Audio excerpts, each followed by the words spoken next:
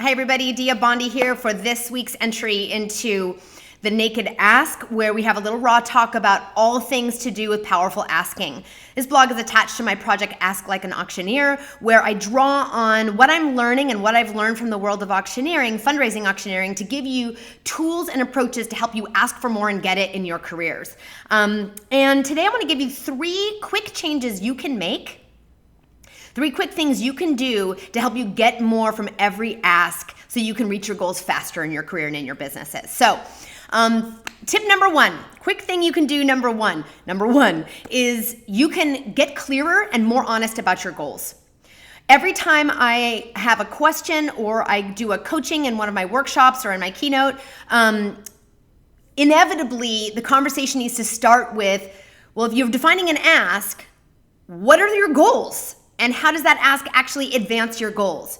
And the quality of the ask is dependent on the quality and clarity of your goal. So the first thing you can do before you craft an ask for your next negotiation is get super duper clear with your goals. A couple things that it does. One is the clearer and more honest you become about your goals, the more those goals become a source of courage and power for the ask that you go into. When we articulate our goals honestly and clearly and fall in love with them, we have an easier time going into the asks that we're going to make with courage and with power. So that is the first thing you need to do. And those goals need to be not so, they need to be very clear, enough that they have sort of an amount attached to them. They have a way for you to recognize when you've actually achieved them. They need to be very concrete.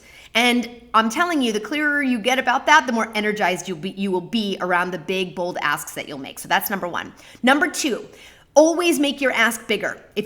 Once you've identified your goals and you're going to sit down and craft, what is the amount that I'm asking for, whether it's a financial negotiation or it's a negotiation for getting help or a partnership that you're wanting to go into.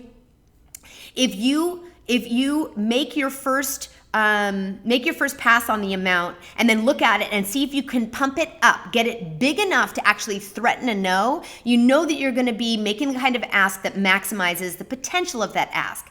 That will require that you do trust that you can make a big courageous ask that has a possibility of getting a no and then negotiate down to a mutually agreeable amount versus making an ask that aims at a yes and inevitably leaves money or opportunity on the table. So aim for no, negotiate down. So always make it bigger. Challenge your assumptions about what's possible.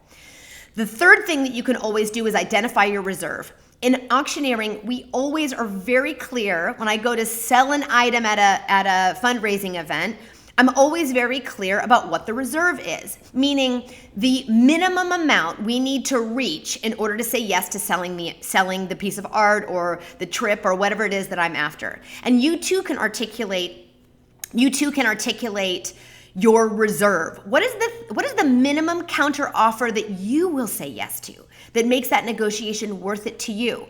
If you identify that, both the maximum amount that you're going to ask for and the minimum amount that you'll take as your reserve, you're going to go into that negotiation so much more level-headed, so much clearer, and so much more powerful than if you're not sure where the floor is. So get very clear on that before you go into the conversation instead of having to figure it out while you're in the conversation. So those are my 3 tips today. Get clear on your goals, always make it bigger, and identify your reserve. Now, all of us need to feel somewhat ready to go make the ask, meaning, is this the time for me to actually challenge my status quo? Well, I'm going to use asks to really shift things strongly in my business or in my career. And if you'd like to confirm that you're ready or understand how ready you might be, you can take my readiness assessment, which is linked in this blog, to help you understand sort of where you are. It is important that we are ask ready. We're at a stage in our careers where making these kinds of courageous asks really makes a difference. So take that assessment. It's fun, it's short, and it'll give you some tips on what to do if you're not quite there yet. That's it for this week. Have a great week, everybody. Thanks for watching.